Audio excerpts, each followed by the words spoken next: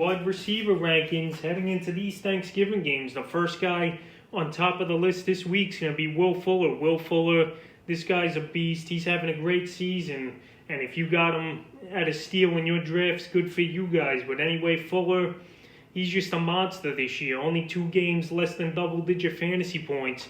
And last week in a tough matchup versus New England with Stephen Gilmore on him, he had 6 catches for 80 yards. And now this week, he versus a Detroit Lion team that just got torched by the Carolina Panthers and their receivers. So I think Will Fuller, he could have a huge ball game in this one. Over 100 yards and probably 2 touchdowns I could see him having this week versus the Detroit Lions. So put him in there with confidence. The second receiver is going to be Scary Terry McLaurin. He's got a plus matchup versus the Dallas Cowboys on Thanksgiving, and he's going to have a huge ball game, I believe. Terry now, the last 5 weeks, 14 or more fantasy points. And in week 7 versus the same Dallas team, 7 catches, 90 yards, and a touchdown.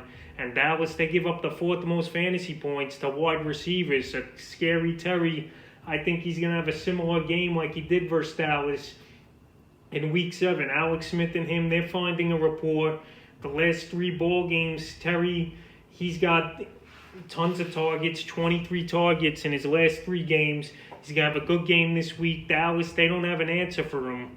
And this game's indoors, so it's going to be a fast track, and it's going to be a good one for Terry McLaurin. Number 3 is DeAndre Johnson, a guy for weeks I've been down on, but it's time to throw in the flag and say I was wrong about Johnson. Johnson, he's a matchup nightmare. He's a target machine for this Steeler team, and Ben Roethlisberger now, in his last 2 ball games, a whopping 27 targets, including 16 of them in Week 11 versus Jacksonville with 12 catches, 111 yards.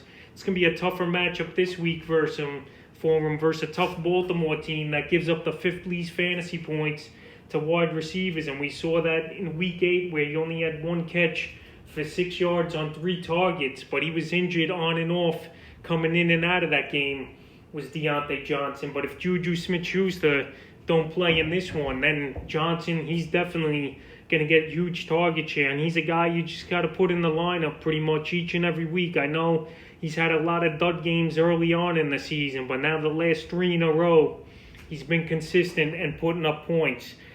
Number 4 is his teammate, Chase Claypool, the insane rookie for the Pittsburgh Steelers. He's got 9 touchdowns in 9 games already as Claypool, and this is not going to stop.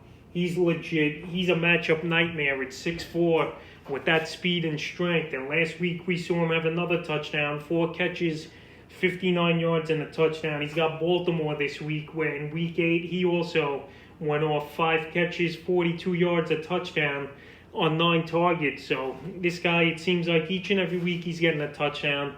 He's getting 15-plus fantasy points each and every week. He's in the number 1 offense, arguably, in football. And he's going to get his targets. He's going to get the deep ball plays. And he's just going to get touchdowns. So I got him. So the 5th receiver is Amari Cooper of the Dallas Cowboys. This guy's been consistent. He's been good. He's only had 1 real dud game since the Dak Prescott injury. And that was in week 8 when Ben DiNucci was the quarterback, where he had 1 catch for 5 yards. But anyway, Cooper versus Washington in week 7, he had 7 catches, 80 yards, where it was a bad game, bad conditions. I think this week he could crack 100 yards and have a big ball game for fantasy owners in this one. So Cooper, you know he's a number 1 receiver. He always has good games versus Washington. And now with at least Dalton back there behind center, he's going to be consistent and a number 2 receiver in fantasy lineups the rest of the way. The 6 guys, Kenny Golladay, he's been injured most of the season now, it seems like. He just can't get healthy and get right. So if he does play, I'm going to rank him 6th here versus the Houston Texans. But who knows if he's going to play. He was practicing early last week, and then they sat him out. So I'm thinking he's going to play in this game. And when this guy plays, it seems like he gets over 100 yards almost each and every week. The 7th guy is JuJu SmithSchuster of the Pittsburgh Steelers. He's banged up with the foot injury, and this week he versus the Baltimore Ravens. And if he could play, I got him as the 7th guy here. He's injured, though, and this game might not even be played for JuJu and the Steelers. 10 Ravens testing positive for COVID-19, so we don't know that. We don't know the status with his foot. He missed Monday's practice, so we got to stay tuned to the practice reports for JuJu. But he's been on a tear, scoring double-digit fantasy points in 5 out of his last 6 games. So we'll see if he plays and what he could do this week. Number 8's Marvin Jones of the Detroit Lions. He moved up more on this list if Kenny Golladay indeed doesn't play this week, but I think he will.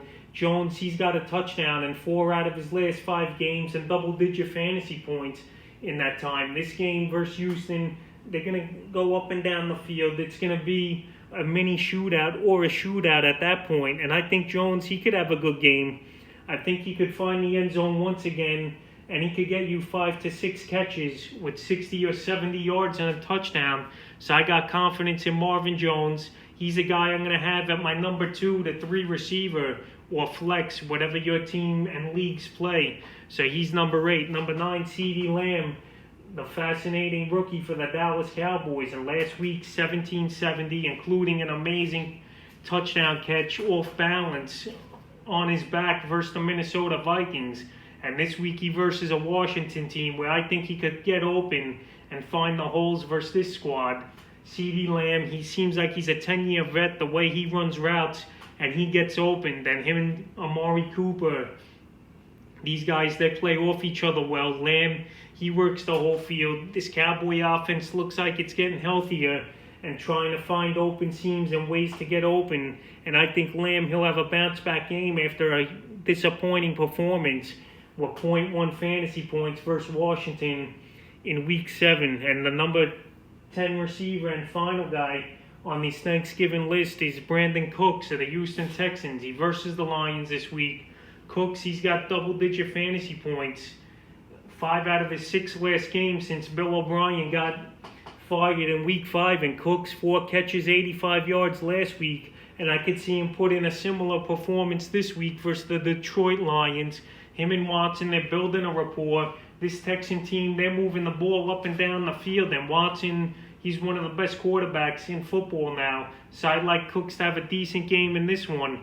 And that's the Thanksgiving rankings for wide receivers going into Thursday.